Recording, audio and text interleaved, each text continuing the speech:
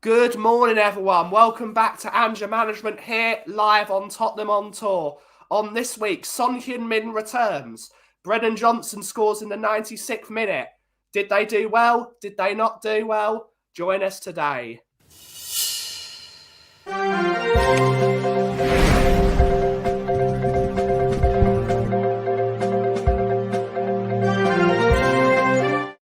Good morning, everyone. Hopefully you are all well. It's a very interesting day. Are we going to be sorrowful? Are we happy? I'm joined by Johnny here. Brian is not here. Brian has failed a late fitness test. The Flyers have got him now, and now it's the cough that is the substitute that helps. But I'm joined here with our usual co-host, Johnny. How are you doing this morning, sir? I'm okay. Listen, look, a win's a win. The sun is shining, and it's a win. You know, last week we were a bit demoralised with the late goal, which snatched 3 points. And here we are feeling elated that we snatched 3 points, you know, from the jaws of 1 point. So swings and roundabouts, that's the beauty of football. It's why we all love it. Absolutely. Joining us in our chat so far, we've got 42 people in here already. Thank you for being loyal viewers. As always, we've got Tony Rodriguez, Simon D, Gabrielle, Andrew Gregory, John G, Colin Cross, Taz, Gabrielle, Peter Breen, and Lee Harvey. Let's get into it, shall we? That was a dreadful performance, wasn't it, Johnny?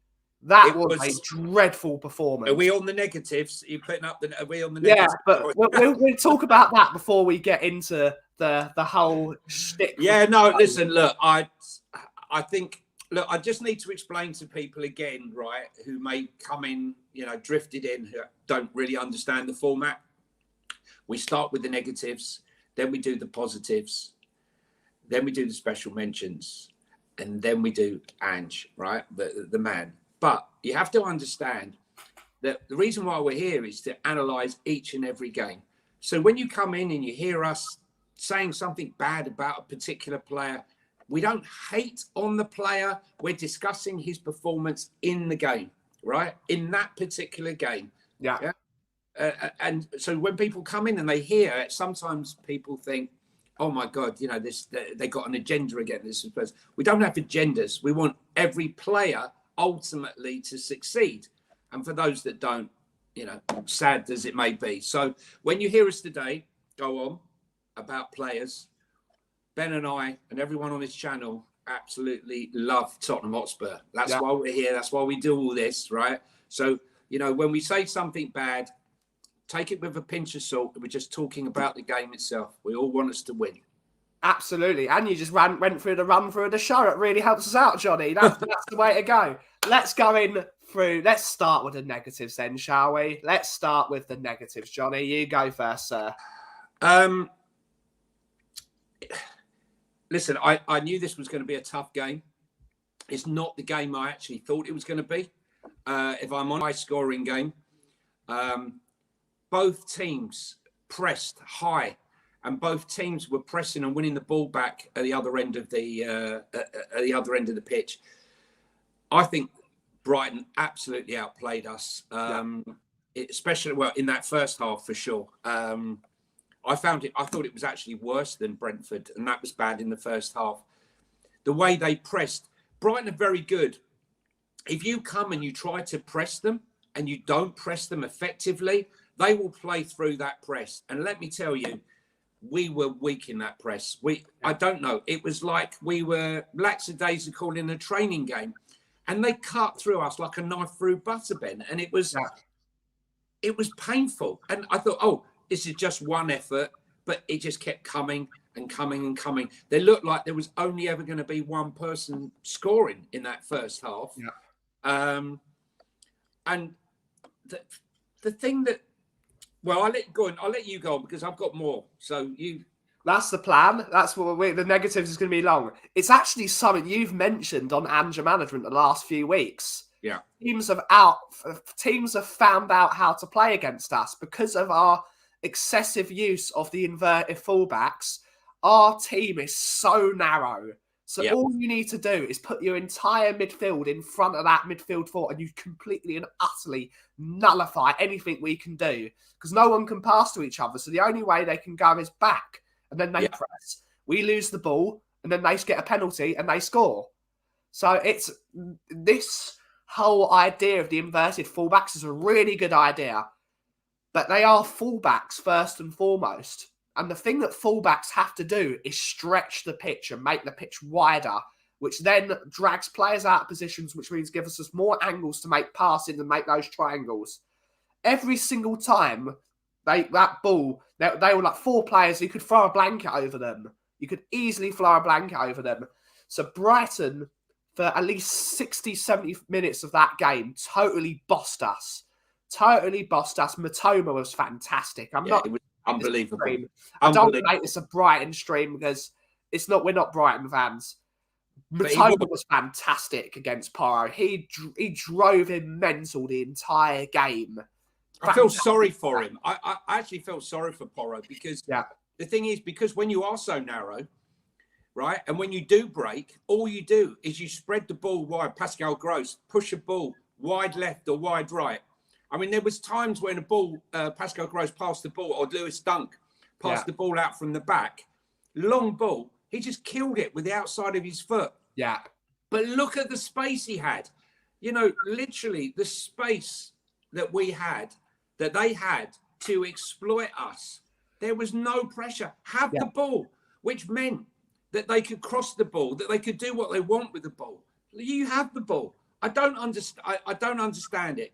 I really don't understand it. The thing that I find infuriating, and I love Ange, but when he said, we aren't for changing, this is our system. I don't care if we concede 2 goals. We want to win the game. We're just apt to winning the game, right? I don't see him during the game on the side of the pitch, unlike Klopp and Arteta and many other managers, talking and saying to the players. The only people I see doing anything are the assistant staff screaming at the players or calling the players over. Yeah. It's the same system. Nothing changes. And, you know, I'm looking at that game in that first half and I'm thinking, oh my God, why isn't Ange changing it mid-game? I'm not talking about taking players off. Tweak it. No, this is how we play. I mean, he did say, that's not how I asked them to play, but he didn't change anything. Like I didn't see him call anyone over to the touchline and say, guys, you know, what's going on?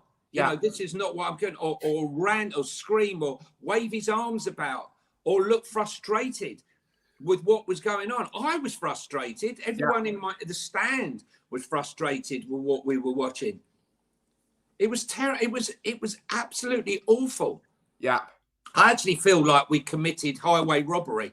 Yesterday. We did. We absolutely did, Johnny. But firstly, David Shire, thank you so much. Or Sheer, thank you so much for the 1-month membership. The sheer beauty massive support of the channel. Big up, Cobber. Really helps us out a lot. Everyone give a big up to David. Really lovely geezer as well. Really lovely geezer. But the next negative is just, apart from Sarr in that midfield, there was no one showing for the ball. I'm not going to say they looked scared, but Sarr was the only person that was like, give me the ball. I'm going to try and make something happen. He was aggressive. I love Pape Sarr.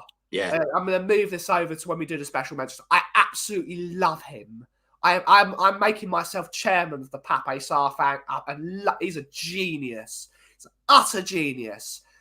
But the rest of them, they looked scared, really. They looked a bit scared. They were scared of getting onto the ball and passing it. No conviction in the pass.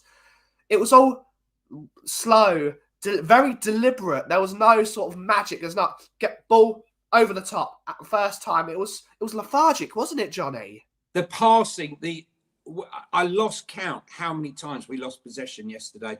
We just lost possession. We couldn't pass it. We just did not know what to do. And this is what I'm saying. I don't want plan A. Plan A is great if plan A works. But what if plan A doesn't work? Are you going to tweak plan A? Are you going to revert to plan B? Right? Yeah. You know, I love Ange, but like, you know, is it arrogance and naivety to say we ain't for changing? Because if he's not going to change it and we're seeing the same problems week in and week out, then where do we go from here? Where, you know, where do we, who takes responsibility? I mean, he says that players need to take responsibility and be the boss in the game. Not me. Well, I beg to differ. Yeah. I beg to differ. The other thing yesterday, I was surprised at the team selection. I've got to be honest. I really did think that Bentancur needed a rest. Yeah. I mean, he felt to me like he needed a rest. I'm not going to blame him solely for yesterday because, let's be honest, I think the vast majority of players were poor yesterday. You know, the passing was poor. You know, there was not much that you could. It just worries me that I think if this is Europe, Ben, we're going to be absolutely spanked. I honestly, I can see there's some very, very clever, crafty coaches. And I feel we were out-coached by Thomas Frank. Yeah. We was out-coached by Emery, quite honestly. We were out-coached by Sean Dyche as well. Well, Sean Dyche. And look at the Bournemouth game, Areola. I mean, if it wasn't for the fact, I mean, they had 25 attempts on our goal, 25. You can't be giving up 25 because you're giving up so much space on the flanks. Yeah. You know, I feel like we're inviting trouble. I don't know. Listen, look, it's a win, but let's not kid ourselves, right? There was 80, 90% wrong and 10% maybe right in that game yesterday. And somehow that 10% won us the game. Don't know how. We'll get on to that. Any more negatives in the team? Well, there are individual negatives, yes, but we'll come on. That's the special mention. So we'll go on to the positives. We'll move on to the positives. Positives. Match of the Day brought up a really good graphic yesterday of balls won high up the pitch. So although we can talk about plan A sometimes not working, maybe we need to tweak plan A, blah, blah, blah, it does work and it does win us the goal. If we win the ball very high up the pitch, we've got more chance of scoring because it has to put them on the back. Yeah. I do like that we win the ball high up the pitch. It's really good to see us still fighting late in the game. Maybe fitness is starting to return now. We've got more players back that we can change it. You've got the fitness of Pape Sarr that comes into the team and it can run and he can run. So yes, that is a positive in terms of being able to win the ball up the pitch regularly and being able to do it. It's just making those chances from winning the ball up the pitch. Yeah, no, look, it's coupled with the fact that I think it was us and I think Brighton were in 4th place or 3rd place because we played the same type of game, aggressive. But the difference is we're losing the ball too often in our own half. You know, we can't break through the midfield. I mean, our midfield, I don't know. I just, we lost one. I'll give you some positives.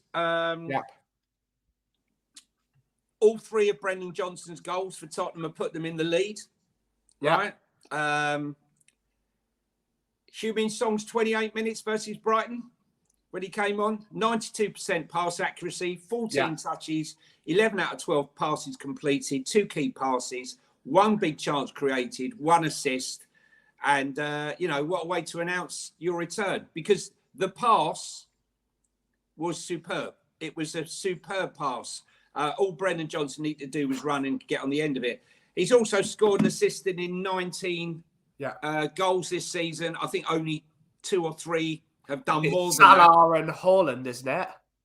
Yeah, there's only 2 more that have done more. 2 more, yeah.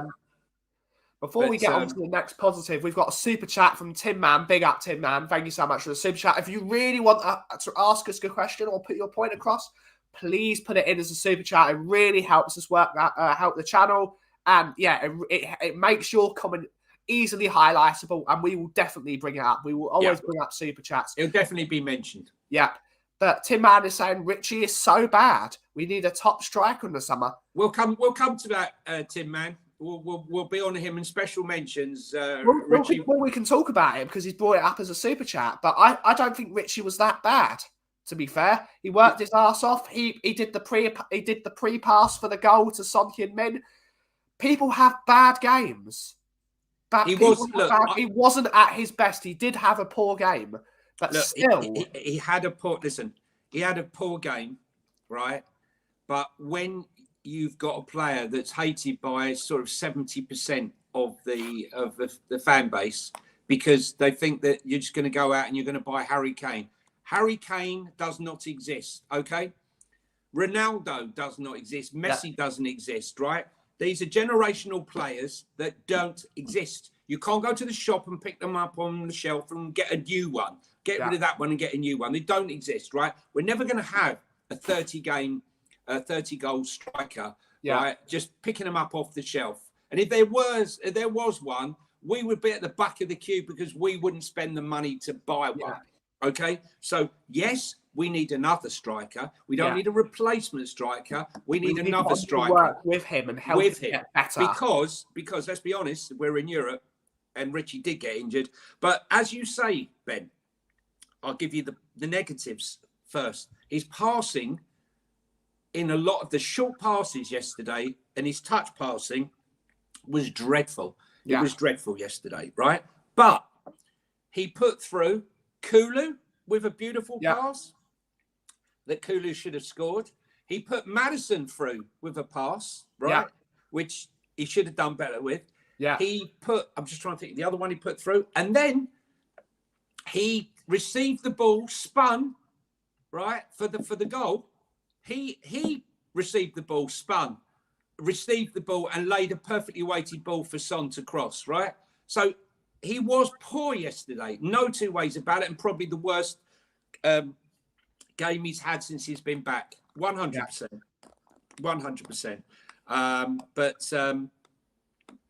I prefer to talk to him in special mentions, but we can mention him again in special mentions. Yeah. It's a super chat. What was I going to say? I thought the crowd, to be honest with you, as bad as we were yesterday, somehow or other, the crowd seemed to stay with us. Yeah. The crowd were excellent yesterday, from what I could hear. Yeah. The crowd were excellent.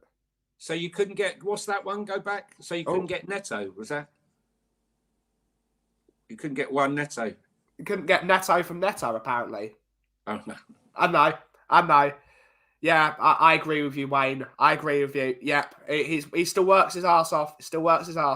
People only see, look, let me tell you, Wayne, just for reference from last week, Richie scored 2 fantastic goals. You know what everyone was talking about when we got the draw?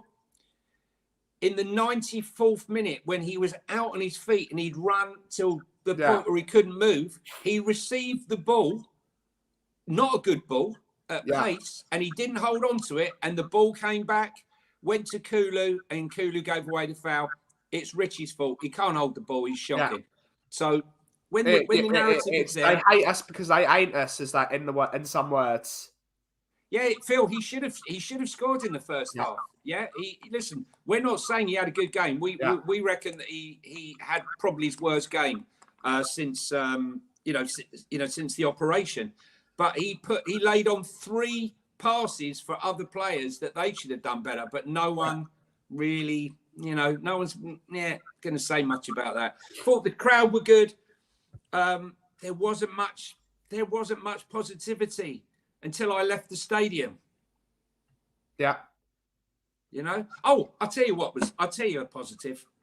This is an important one. Yeah. The team spirit and the camaraderie. Yeah. In this group of players is the best that I've seen for years and years and years. And I actually think I might have to go back to before Poch time. Yeah. To see Dragusin when he scored the goal, the winning goal, to see Dragusin run the length of the pitch with Papa Star and join on and celebrate was special. you can really feel it. Everyone's behind everyone. Yeah. And, you know, last year was so toxic. You know, we felt it. We saw it. We read about it. You know, Conte spread it. And, you know, and the fan base were a split between, you know, Urenic outs, Levy's in, Levy outs. And yeah, to have spun this round and turn that group of players into the group that's so united at the moment, you know, it is a real positive. And I think that's what's going to see us through the dark times when we're in games. Yeah. When, you know, it's not happening. I just would like to see, though, Ben, I don't know if you noticed, when we weren't playing well in that first half, apart from one incident when I saw Maddison go like this with his arms, I didn't really see much leadership on that pitch. I don't know what you thought. Yeah, until Sonny came on. Sonny gave roused the team a lot. I think they responded a lot when Sonny came on. When they saw Sonny starting to strip off, that's when they got the goal, because they got a bit of just Sonny's presence being there. And the crowd, right? The crowd. It gave everyone a massive boost that he's back. Absolutely massive that he's back as well. Let's see. Ren is saying that winning mentality that starts with why? With that kind of mentality. Okay, cheers, Ren. Cheers, Ren. Agreed, Johnny. We are a happy team, and you need that in the change room. They're a much happier team, aren't 100%, they? 100%. We've got Surf Sauce is saying there, a great bomb. We just need some better players. Agreed. We need some massive players. And I will have a positive, actually. When Ange was originally going to bring on Skip and Højbjerg, and then he decided to say, no, Skip, we're going to put on Davis instead, and that was a much better thing. So I like that. He did change his mind with that one. Although I'm still not enamoured with the subs, it got us through the game. The bringing on of Davis instead of Skip was a better thing, because Udogie did not have a good game yesterday, did he? No. He was laboured. He was, and Davis sort of, he made it simpler. He brought the simple things. When we started doing the simple things well, that sort of deterred, because we weren't trying to do crazy stuff. Simpler is always better. You know, the thing is, I would say, though, you know, listening to Timo Werner, who is extremely quick, and how he's struggling with the 50-meter sprints again and again and again and again.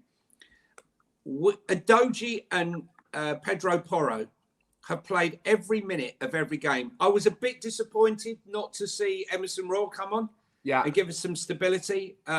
He didn't get a minute again after all he's done in all these games, getting us through. Surprised he didn't get on, but I am a bit worried that Adoji, you know, we've got 15 games? Is it 14 or 15 games left of the season? Yeah. We must get another backup left back for next season. We Reggie looks good at Brentford. Reggie had a great game for Brentford. Listen, honestly, I did not want him to go. Anyone who knows me will tell you that I wanted Gio and Sessegnon to stay. I thought it was perfect for Ange-r. And nothing's changed my opinion. This guy went for Real Madrid and came to us, and I thought he was good. You know, he was better going forward than he was defensively. And you know, if you speak to people at Man United, he had a disastrous time in Atletico because he had that superbug virus and he needed a blood transfusion. He was seriously ill. But you speak to Man United fans, they thought he was fantastic. They did a really good job. They would have been happy if he'd stayed. And he's gone straight to Brentford, a fantastic game against Man City. Yeah. And look what he did against Wolves. Yeah. Great corner. Yeah. Oh, it goes to show. It goes to show. We've got another super chat from Phil P. Woo! Big up, mate. Cheers for the video yesterday. As always, saying Richie was good. Grafted. Respect. Absolutely, Johnny, right? He grafted. Wasn't his greatest game, but he still worked his socks off. No, he wasn't. I didn't think Maddison, if you speak to Leicester fans before he came, I always said, you know, he's never going to play a full season. Never. He's just never going to happen. People go through ankles. That's why I wanted. Yeah, that's why I wanted us to keep Gio. But they always said to me, he takes 3 or 4 games or more before he gets back. Can I just say, it's a negative, and I forgot it. I must admit, because I forgot to do my notes today, my headline notes. I can't bear what's going on with the referees this season. Right, early doors, right? They are not getting to grips with the game. Now, is it because we are the home team and we're not getting in their face? Again, Brighton players were in the referee's face. They were moaning at the referee. They were gestating to the referee. How many times was Maddison taken down? Yeah. Again and again. Yeah, we had one tackle. They're surrounding the referee and we're getting a booking. The time wasting from Steele. Yeah. It went on and on and on. And nothing changed. Nothing changed. And it seems to be part and parcel. I don't remember a single referee this season who's really got to grips and I thought commanded the game. I really don't. The referee was not great with those. They time wasted a lot. From minute 1 to minute dot, they were time wasting. Once the goal went in, once the pen went in, they were in game management mode. Yeah, 100%. But they're just poor, the referees. Why aren't we pushing the referee? Why aren't we going down, holding our ankles, or just using some dark arts? I want to see some dark arts. We're being bullied. We're being bullied. You're being bullied by the Evertons and the Brentford. You expect that, but to be bullied by Brighton, come on. When I saw the midfield of Adam Lallana and Bobby Gilmore, who had actually a very good game, who's slight, but we were bossed by them and bullied. Yeah. Shouldn't be happening. We shouldn't be being bullied at home, especially with our crap. We shouldn't be bullied. Not by Brighton. Yeah. You got any more positives, Johnny, before we move on to special mentions? No. Let's go. Special mentions. You start, sir. Right. Okay. This one's going to be very unpopular. Right. Brennan Johnson. Yeah, I thought so. Yeah. Look, guys. Okay. Fantastic. He made that run. What he's good at, running quickly to get on the end of that pass, right? And fair dues, he's done that now in 2 games, and I've got to take my hat off to him. Fantastic. And, these have been points that have won us games. So, applause for that. His contribution in that 30 minutes was absolutely horrific, right? He lost the ball again and again and again. The ball came over, he tried to control it, couldn't control it, bounced off his knee and went out of play. He got put through on goal. With all that pace, he should have just carried on running and then smashed it. He hit a tame shot from miles out. He lost the ball so many times. In fact, just before, if you look back on Match of the Day or what have you, just before we scored, he was meant to receive the ball and he didn't even come short to get the ball. He was like lackadaisical, standing there, received the ball. The player's come in front of me. He's lost the ball. It's come straight back at us. And if it wasn't bad finishing from Ansu Fati, they would have been 2-1 up, right? He scored the goal. Yeah, he did. He scored the goal. But, we need more, right? We need more. That's all I'm saying. It's the beauty of Johnny. You play terrible for the entire time you're on, but then get the winning goal and you're the hero. Right, but he is the hero. He is the hero. But I can't, we're here to discuss the game, and he was poor. He was poor in the lead up to everything that he did was weak and just, I don't know. I just don't get it. I just don't get it at all. I've had a lot of abuse because I've said this on some tweets. In fact, I had to delete one because I just couldn't be listening to it anymore. But we all want Johnson to be successful, right? Don't get me wrong, but I don't know. I don't know. Beat your man. You beat your man. Beat your man. It's so simple, right, Johnny? As a winger, your man. go past be brave. I want to see be brave. You know, when you're coming on with 30 minutes, I want to see energy. I want to see passion, power. I want to see it. I don't see it. And I'm really upset. In fact, I said to you, a guy in front of me who sits in front of me at football, I was giving him a hard time. It wasn't the only one I was giving a hard time to, but I was getting so frustrated with what was going on when he was receiving the ball. When he scored, he turned around with a real angry face. Yeah. You know, because he scored. And I said, look, mate, don't bother. Don't bother going there. You know, because he wanted to berate me because he scored. It's fantastic he scored. Fantastic, right? But he was absolutely shocking. And I felt sorry for Brian Gill. You know, Brian Gill, as light as he is, and everyone says, oh, he in the tackle. Look at the Manchester City game. Brian Gill came on. Oh, he's like a wafer gets blown over in the wind. 2 50-50 tackles. He's in there. Bang. That's all you want. You know, if I can see passion, even when he scored the goal, he just trotted off like it was. I don't know. Maybe I'm being really unfair. I want him to be a success. We all want him to be a success, especially, you know, at that cost. But for me, he's a bench player, and he has to come on. He just scored a goal in the 94th minute. Show some passion. Yeah. Show them mental. You got to go mental, don't you? It's like you know, the teenage 30. I can't be bothered, right? It's like that. Perry, what's his name? Perry. What was that old show? Oh, it's Kevin the teenager. Kevin and Perry. Yeah, Kevin. Yeah, Kevin. Oh, can't be bothered. Yeah. It's so unfair. I hate you. I hate you. And then listen, look, I'm not saying Brian Gill is the answer. I'm not saying Brian Gill's the answer. I'm just saying, look, you know, he scored us the winning goal, so fair dues. He's got us the points. He's got us the points in the previous game, not the last one, the one before.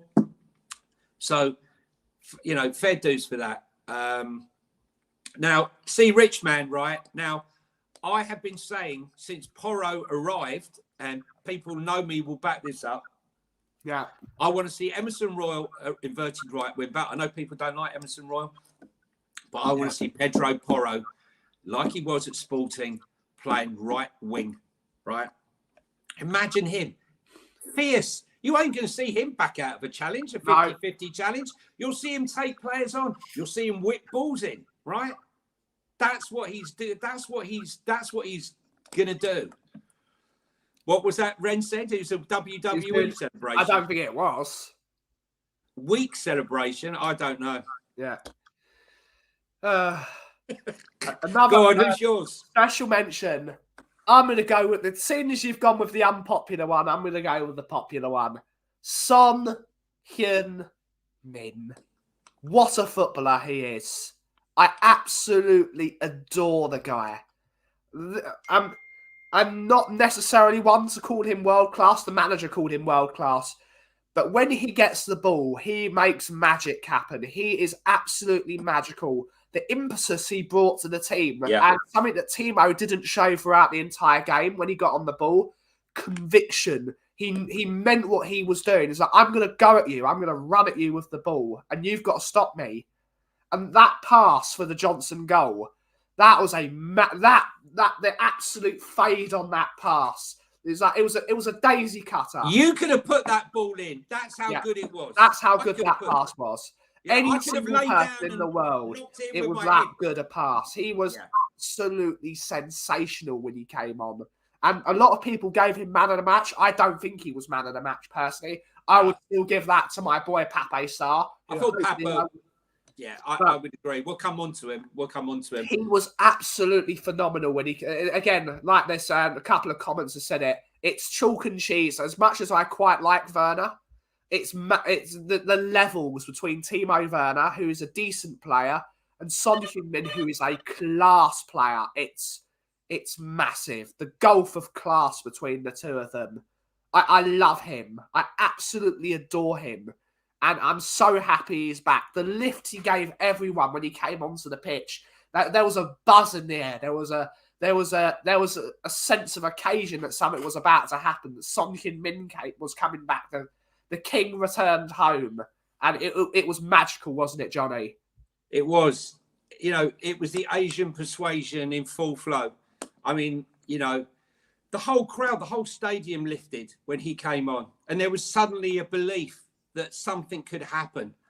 You know, listen, you might be right, Ren. You might be right, but you know, when you've done that in the 94th minute, 96th minute to win the game, you know. I'm going to have to watch the celebration again because I've watched plenty of Jeff Hardy in my life. Anyway, look, it's a small thing. Yeah, look, Son inspires, yeah. I see many people who, you know, when he was given the captaincy, and I maybe was one of them, I've got to be honest with you, you know, when he was given at the meeting, the captaincy, I didn't see him like, you know, in much passion. But it's obviously things that he says to the players. The fact that he messaged our new Swede Lucas, say welcome to Spurs. No, Ren, we don't doubt. No, we'll have to watch it, Ren. I'll take your word for it. I'll watch it. But Ren, when you look at it, right, would you have chosen that? Right? No, the hand gesture is that. That's the Jeff Hardy hand gesture. Ren, if you've just scored the 4th goal in a convincing win, I get it. You know, when you've just scored the winner against the run of play, right, in the last kick of the game, I'm going straight into the stand. I'm going straight into the stand. Celebration. He ran straight into the crowd. You know, look at the rest of the players. Anyway, look, Son. Hopefully now he's got a week's rest and he's going to come back now and you know do the business. Let's go on to the next. For me, Kulu. Yeah. Wow. I thought it was excellent yesterday. Did you? Yeah. I thought it was really good. He was when that 20-minute spell when we actually looked like we were a decent football team. He was at the forefront of it. I just don't understand. The rest of the game, he was dreadful. But for that 20-minute spell, he was. No, brilliant. We know, Ren. We know we're fine. You know, listen, look, I'm sick of look. Harry Kane went on to become a great striker, right, and a great all-round footballer. He's better than Lewandowski ever was because Lewandowski was a goal scorer. Harry Kane is more than a goal scorer. He's a creator of goals. He's so much more than that. Yeah. But he didn't start off at that. You know, when Eriksen left, we didn't have any creative midfielder. So what happened? You know, he started to drop deep, look to develop his game, dropping deep, spreading the balls, passing, becoming a creator, adapting his game. Working on his free kicks, working on lots of different aspects of his game. I don't understand, Kulu. I really don't. You're 22 years of age, 23 years of age now. Your weak spot is why are you cutting in? Have a shot on your weak foot. That really frustrated me. I don't care. Is your right foot that bad, right? Whatever my weak foot is, I would still have a shot with my weak foot, right? It doesn't matter if a defender is running back towards his goal and you shoot with your weak foot, the chances are when he's running back to goal, it could come off of him, he could try to defend it, or it's come off the keeper, or it ricochets somewhere, or he scores. Yeah. But this constant stop, check, come back, and then give the defender, someone like Lewis Dunk, time to stop, correct himself, and then face Kulu and block the shot. It happens every single week, and I'm beginning to get absolutely frustrated with it. Whip the ball in.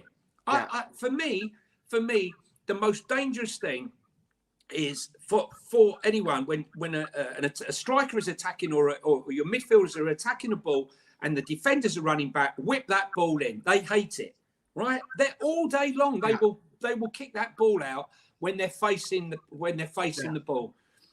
If I found it frustrating, he had 2 or 3 incidences yesterday where I felt he could have crossed the ball, he could have done something with the ball. And funny enough, his best spell, which I couldn't quite understand, like you said, that best spell, Ange took him off. Yeah. It was weird because he started to really get into the game. He started to be really, really good. He started to play, which is why that 20-minute spell, he was at the forefront of it. He was aggressive. He was getting past players. He was moving players out of position. He was passing the ball. And he took him off.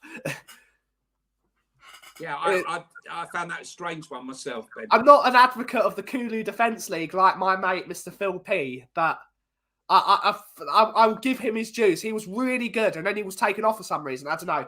But Lee Harvey, thank you so much for the super chat. £5. If you've got a message, I will highlight it. You've not given us a message, but thank you so much. It really helps the channel out a lot. Cheers, buddy. The coiner of the lawnmower, as we like to call him. Good to see. My next positive, a lot of people have mentioned it today, Cuti Romero. Romero was really good yesterday. I thought he was aggressive again, but he needs to show that aggression more. He was a more controlled aggression, but we started to see more of the Romero we really like. I think only once when he went aggressively into a tackle, he fouled someone. I thought Romero and Van der Ven it looked more like themselves at the beginning of the season. I thought they looked much better as a unit. And Romero's got to do that more often. Be aggressive. Because against Everton, he was not showing that at all. And it cost us in the end because he wasn't aggressive enough. But yesterday, I was a big fan of Romero's performance. I thought him and Van der Ven they kept the flag up. And I thought that was really good. Well, I'm going to embrace the two. Yeah. I thought Romero was leagues above Mickey Van der Ven yesterday. Yeah. I thought he was near to being one of the best players on the pitch for us yesterday. He led by example. He really did. But Mickey Van der Ven probably had his worst game for Spurs in a while. Yeah. Right. I'm surprised you said he was good. Right. First of all, he gave away the penalty. Well, before that, he gave away the ball needlessly when Vicario had to make an unbelievable save. And if he hadn't made that save, that was goal number one. And then he gave away the penalty. Yeah. He made another couple of mistakes, which were uncharacteristic from him. So for me, Romero was head and shoulders the key man at the back. You know, Porro was under a lot of pressure, and Romero was having to do a lot of covering for him on that side. But Mitoma was giving everybody a hard time. Yeah, really was. So for me, Romero, my player that I've got to give a special mention to, I thought Vicario was fantastic yesterday. Yeah. Those two saves, I haven't seen much written about them, to be honest with you. They were two fantastic saves. They weren't like, good saves. No, they were fantastic saves. The first one from Welbeck, which he lost possession of, Mickey, at the edge of his box. Welbeck, I thought it was going in. I was right behind the goal for that one. And then the second one, when Mitoma burst through on that side and he managed to push it away. I thought it was fantastic. And to cap it all at the end of the game, I'm sure a lot of you have seen the video. If you haven't seen it, go onto my Twitter page. You'll see Romero and Vicario like this, shaking each other, like going mental, pulling each other's shirts at the final whistle. You know, that's what we like to see. He plays with such passion. I absolutely love it. But but Mickey had a very, very poor start to the game. Yeah, it seems to be that everyone's, like Richie is always the one who's shocking no matter what he does, and so on and so forth. It seems that he can do no wrong. I love Mickey Van der Ven. I think he's unbelievable. But this show is about calling it as we see it in the game, right? In this game. And Romero was the best by far on the back. And without him and Vicario, Big Vic, we would never have got points out of that game. Yeah, absolutely.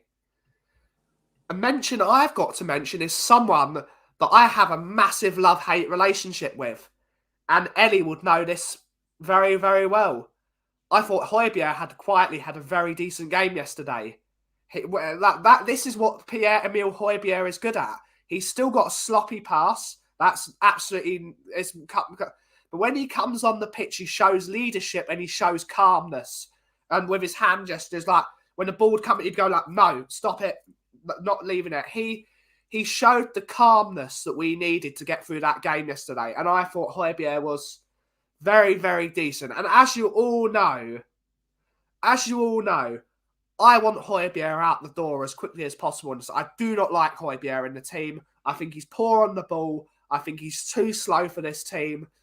But yesterday, when he came on the pitch, he gave us the tools that were needed to win that game of football. And that is why you have a squad of players. It's why you have a squad. Some teams you need in some bits, you need some tools for this, you need some tools for that. Sometimes you need a Les Paul, sometimes you need an SG, sometimes you need a Strat, and sometimes you need an acoustic. And sometimes you need a Pierre-Emile Højbjerg to come onto that pitch, calm things down, keep it simple, but bring that leadership and bring that glue to have that experience to get you through a game of football. So I was happy with Højbjerg's performance yesterday. And I could have brought up Sarr. I will speak about Sarr at the end of the show because I love the geezer. But I think Højbjerg did need some credit yesterday. It's quite interesting you say that because I think he has a place at the club, as a sub. We all agree that, Ange-r is a struggle for him with the pace and getting across that amount of ground, which is why Papa Sarr fits in. But he came on, and in that first 5 minutes, he was literally all over the place. He was absolutely all over the place. He fell over. I had people around me shouting, "Get him off the pitch." He's shocking. He gave the ball over and over again in that first 5 minutes. He was absolutely shocking. And then he suddenly started to, he was involved with the move, was he not, with Richie? Yes, he was. Yeah. Because what happened was Richie had the ball, laid it off to Højbjerg, span round, received the ball back to Richie, received the ball again, ran, laid off the ball. Look, he's never going to be everyone's taste. I think he's been a fantastic servant, unlike many other players to this club over the last few years. Candomblé! Yeah. Sorry. And he's worked hard. I think people forget that he hardly missed a game for 3 years. Let's have some respect. He doesn't fit Ange-r. I think we all know that. Yeah. I think he knows that. But it's funny, isn't it? After many, many games in post-match, Ange is there talking about Højbjerg and the job he's done calming them down, because we have got such a young squad. I don't feel that we sometimes have a leader. If you put a bunch of 21-year-olds out on the field and says, like, who's the sensible one, they're bound to do something bloody stupid, right? So you always need a leader, someone who's going to lead by example. And until Song came on, there was obviously Romero, but he didn't seem as vocal. I don't know. I think he does calm the game down a bit.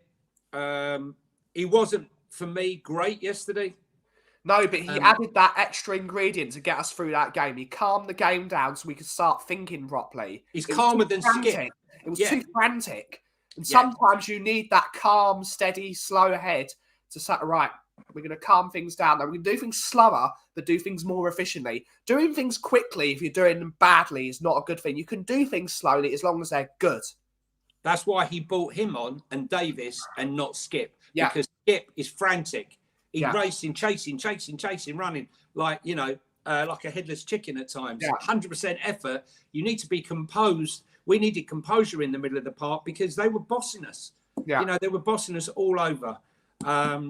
So my player, who am I going to go for now? James Maddison. Let's go for James Maddison. All right. He's still not at the races. So many errant passes in that first 20 minutes.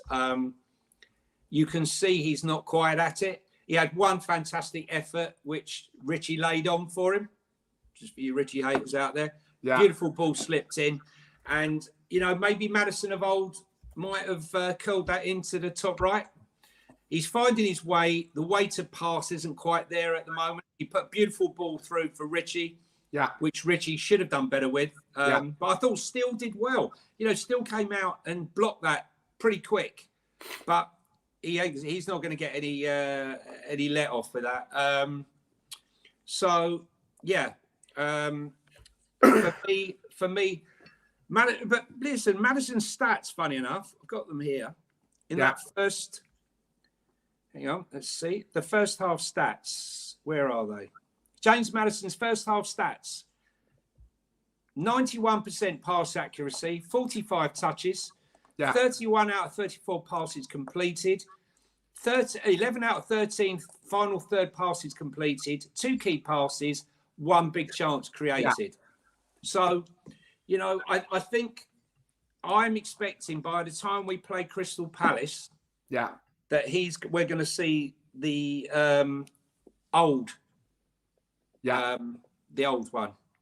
Without him, Fran's absolutely right. Without him, Spurs are nothing. Yeah, he's the main man now, isn't he, in terms of that midfield?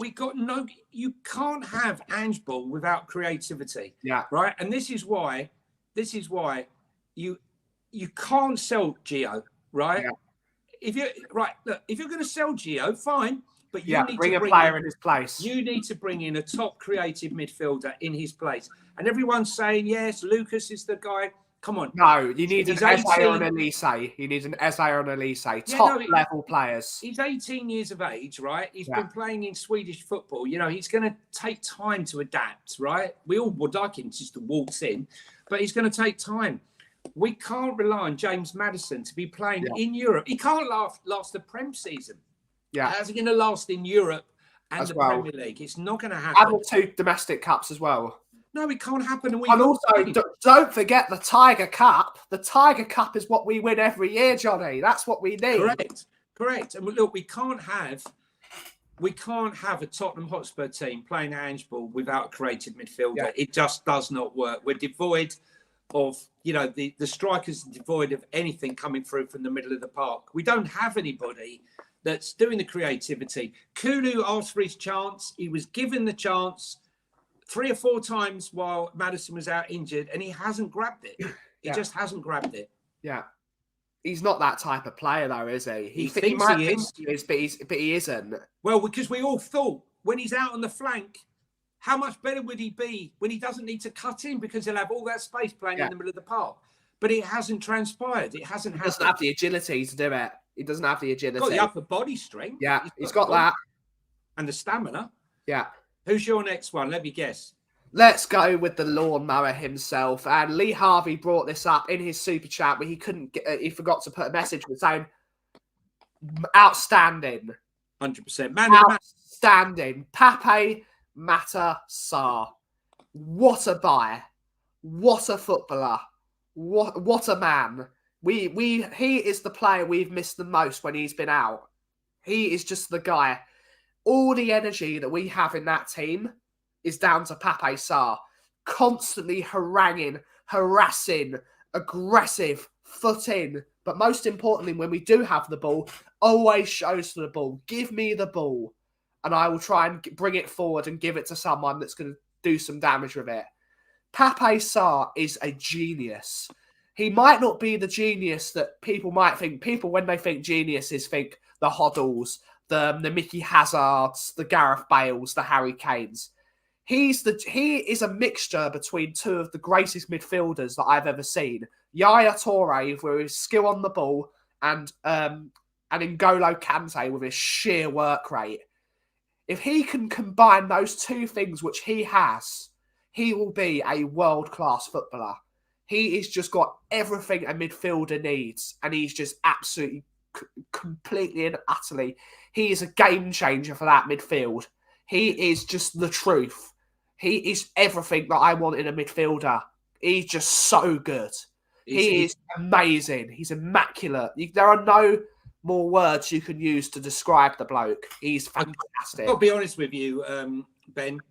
When I gave him the name of who he reminded me of, when I saw him play in France and then in the game against England, when he came on as a sub in the World Cup for Senegal, I said he reminds me of a young Patrick Vieira, and I got absolutely slaughtered for it. I don't take it back. I've never taken it back. It's his shape, his long limbs, and the way he runs. The thing is, he has there are elements of his game that he needs to develop, which are fantastic attributes, but we're asking for a lot. He has the most unbelievable shot on him. Right? He has such a powerful shot. For Senegal, they use it. But the thing is, for Spurs, he's playing such a crucial role. When we are playing so inverted, what we've missed since he's been gone is when we play inverted, like a vacuum pack, Pierre Højbjerg and Oliver Skipp cannot cover the space behind a Doji and in front of a Doji and Porro. It's too much for them to cope with. Even the two of them together, they can't cope with it. But Papa Sarr, he can read where the play is going. So not only does he have the legs and the energy and the pace to get into those spaces, to cut off some of these areas, when he loses the ball, I mean, there was a situation where he made a poor pass. But he ran straight back to win the ball back, to get the block, to win the ball back, to deliver the ball, and tries to bring the ball forward. And that run, the legs to run through on goal for the first shot that came back off of Dunk. Was it came off a Dunk? I think it was off a Dunk and off the post. It was a ball to Richarlison. It came off and he put it in with his. That was a classy finish as well. Because it was a hard angle. It wasn't the easiest angle to finish it. But he has. I'd like to see him shoot more. Because I'm telling you, he's got an absolute rasping shot. We need to tie him down because he's a unique type of player. You know, people talk about Pogba's and Vieiras. I think he has multiple facets to his game that are useful for this, for not only this system, but any system. He can cover the ground. He's got a great engine. He demands the ball. He will get forward and he can finish. I mean, I think, is that his third goal this season? Or I think so, It might be second or third. Man United, the game he got injured before the African Cup of Nations and this one. So 3. And, you know, this is a guy who's playing often very deep, you know, giving protection. So he's making those Frank Lampard style runs, isn't he? That almost like a young Dele Alli. When Dele came into the team, he's making those really late runs and people are not picking them up. He's fantastic. Listen, if you look at go and watch Patrick Vieira and how he carries himself and how he runs, and then look at Papa Sarr. That's why I see it. But I see a guy at that age who's only going to get better, and the fact that Spurs, you know, sign him up on a new contract is golden. Is golden because I think everyone's going to be after him. Was that going back one? No, the one before? Yes, he did.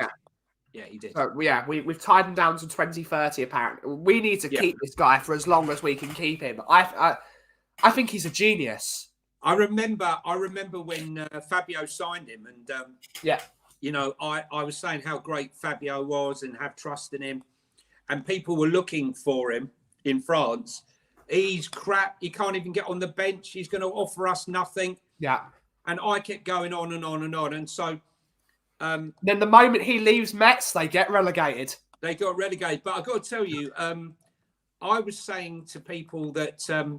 telling people that after the World Cup, he came back from the World Cup and Conte told him he needs to go. He needs to go out on loan. He's not good enough for now. And him and his family refused. They refused to go. Wanted to stay and play.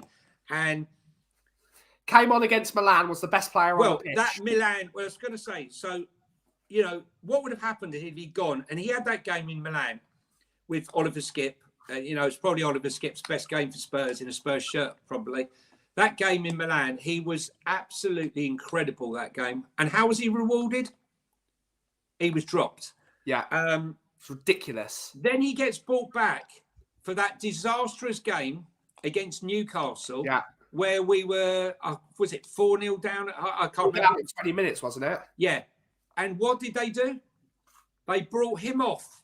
Yeah. And everyone was caning him as the person responsible why we left. And I went mad. I did a post straight away.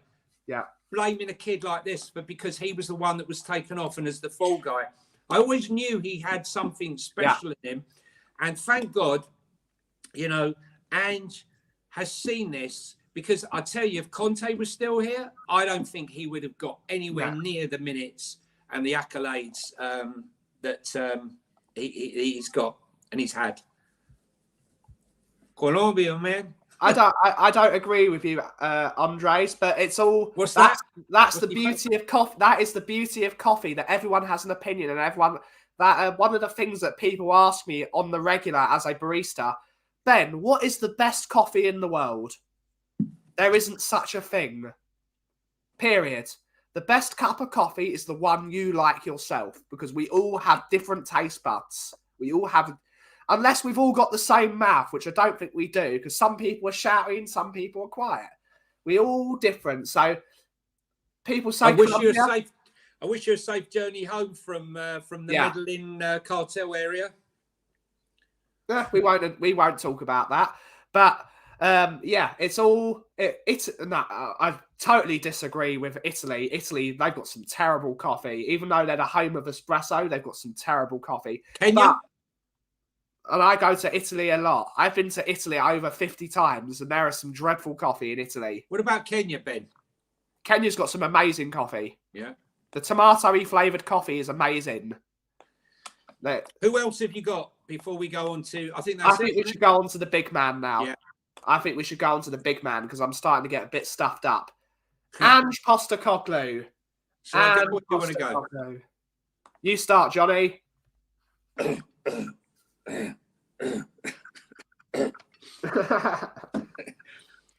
Listen, I love Ange. He's got some great one-liners. He's got a lot of things to say. But please, someone explain to me while he looks at the ground while he's having the interview. Yeah. And he does that 100% Red. Yeah. 100%. No, Keith. Don't you try and that's terrible. Provoke me. Tell me something. Can someone ask me why Ange looks at the floor through the entire interview and does that grunting? Excuse me, and does that grunting noise? Yeah. We'll come back to coffee after, Red. Yeah. You're Australian. Tell us about Tell us about why Ange looks at the floor and grunts. Here's a guy who's got all the answers, says everything. Yeah. Is not afraid to confront everybody, and yet he seems like he might be neurodivergent, struggles with eye contact. Ren's a good person to talk to about it. But he doesn't have problem, Ren, does he? When he's the pre-match press conferences, he seems to look. I mean, he does look down a little bit, but not like he does when he's doing his post-match interview. Maybe he's just tired. I mean, it's just that noise that he makes, that sort of grunting noise. I mean, it must be it must be something nervous, but he just doesn't strike me as a nervous person. He seems so confident. Look, the only thing I'm going to say is the only thing that really I struggled with this week is when he said he doesn't care about how many goals we concede or if we concede late goals. It's the way we play. I'm not changing it. It is what it is. Is it naivety? Is it arrogance? You know, there is belief in what you do. Okay, Ed. There is belief. And, you know, we want someone who believes in what he does. Yeah. No, he doesn't, Jules. He doesn't look at the floor during interviews. Just when the post-match. It's like, I don't know if he's searching for what to say, but he's making that noise. Maybe he's lying all the time and that's his tell. You never know. Yeah, I fake it till you make it. Are you saying, Ren, fake it till you make it in the sense that he doesn't care? He doesn't care if we concede a whole load of goals and we keep conceding goals in the last minute. Yeah. I don't know. For me, that is a concern. What you're saying is he's not changing. We will play. We don't care about the opposition. We don't care about what everyone else does. But surely, if I'm a boxer, Ben, yeah, and this is how I fight, right? And I'm fighting a southpaw, I can't fight the normal way I fight, right? Because he's a southpaw. So I have to change how I'm fighting, right? Or if I'm fighting a guy who's got a short reach and I've got long arms, right? I'm going to work my jab. I'm going to work behind my jab. So understanding your opposition surely is part and parcel of winning a football game. Not just saying we don't care about the opposition.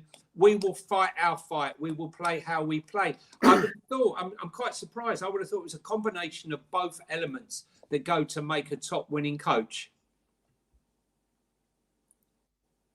Maybe, but yeah. I'm only going to talk about Ange as the football game. I wasn't the greatest fan of the subs, but it got us through the game. That's all I can say. I wasn't the greatest fan of bringing on Ben Davis, but I liked bringing Ben Davis on over an Ollie Skip. I think it was to calm us, wasn't it, Ben? Yeah, it was experience. Yeah. I think it showed that he is willing to change things in terms of calming it down rather than speeding it up, because against Everton, we were desperately trying to speed it up even though we were 2-1 up. When we showed that being frantic doesn't necessarily work, I think calming it down really helped us. It gave us time to think, and it had a more open brain and letting the attackers attack and letting the defenders defend. I think we do need to figure out how to string together bigger patterns of play. We can't only play for 10 minutes, 10, 20 minutes in a 90-minute game of football. I know they're going to say it's the fitness regime. This is part of the first season of Ange, that it's going to take time to get together that fitness plan. We're going to have to learn to play for long, because when we're playing in Europe next year, we're going to have to play for long periods of time when we don't have the ball. Yeah. Teams are going to hold on to the ball better than us. We're playing against Bayern Munich's, Real Madrid's, Barcelona's, hopefully, if we play a Barcelona, because they're not that great at the moment. We're playing against teams that hold on to the ball better than us. We're going to have to learn to play without the ball. And one of those things is one of the things we're going to have to do. I love the team spirit. The team spirit is phenomenal. And he is part and parcel of that, of having that togetherness, that fatherly figure on the sides. Come on, boys, let's do this. And there is a massive togetherness in the team. And they're going to absolutely be under his tutelage, and he's part and parcel of that. We just need to be able to string longer periods of the game when we've got that control. Because when we've got the ball, they aim, in the words of my uncle. If we've got the ball, it tires the other team out and we can hurt them more. Because if we're running about trying to make things happen and we're being very too busy, we need to be able to keep. We need to know when to rest and when to go, and that's part of managing a football game. Yeah, I would agree. Look, you know, I'm not going to sit here and go on about all negatives. There's lots of positives about Ange, and I just, you know, there's so much positive. We were so toxic, and now we're not toxic. You know, the ground. You know, when we were left the ground yesterday, people were singing. You know. Yeah. You know, we've had quite a few incidents of that this season, you know, with Sheffield United and Liverpool and this game. And, you know, there's so much positivity. And the other thing is, you know, he has brought something to the club where other fans are. I mean, I was listening to the radio, Talk Sport, driving back. And other fans were saying, Liverpool fans were saying, we'd like Ange Postecoglou. Oh, I was listening to it. It was infuriating me. Yeah, it was. It was. But my point here is that he is respected by other fans, whereas Arteta's viewed as, you know, the guy that doesn't stay in his box and takes liberties and all the rest of it, and he's not particularly liked. I like Jurgen Klopp. I mean, I like him. He, you know, I like Pep. I like Jurgen. Yeah. I hate Arteta, and he's not because he's Arsenal. He could be Grimsby's manager. Well, whoever It's his antics. It's his antics. Yeah. Running down the touchline, not being in his box. He shows a lack of respect for everyone. Respect for everything, for the referees, for the fourth officials, and everything. But you know, Ange does stuff with class. He answers brilliantly, and you know, this is the early part of the journey. And I'm really hoping that Ange will be the first manager that sees a season from start to finish. Yeah. In 5 years. Is it 5 years? Yeah. Ever since Poch. Yeah. It's embarrassing, that, isn't it? Yeah. 5 years since we had a manager that lasted from the start of the season to There's the end. still time for us to mess it up, Johnny. It's Tottenham, for God's sake. I can't see. I can't even see Daniel Lee messing this one up. Yeah, there's always that 1% of you, Johnny. That's the beauty of Tottenham. That's the problem. Ren, I hope he is a man of principles. We could be 15-0 up, and then we would still think there's a way that we can mess it up. That is the beauty of Tottenham. Ren, I hope he is a man of principles because, you know, we all know, and he's stated many times, that he's a lifelong Liverpool fan. Yeah. And, you know, if Liverpool did come calling, I mean, Alonso's obviously, you know, going to be the man of the first choice. But if he did come calling, I'd like to think that, you know, the way this project's going, that he wouldn't want to leave this because do you want to follow legends at Liverpool? Or do you want to become a legend at Spurs? Yeah. And if he brings success at Spurs, he will actually be a legend. That's it. He only needs to win one trophy. Yeah. If he wins one trophy, he's a god. Yeah. And not the Tiger Cup. Not the Tiger Cup. Not the Walter Toll Memorial Trophy. Not the Audi Cup.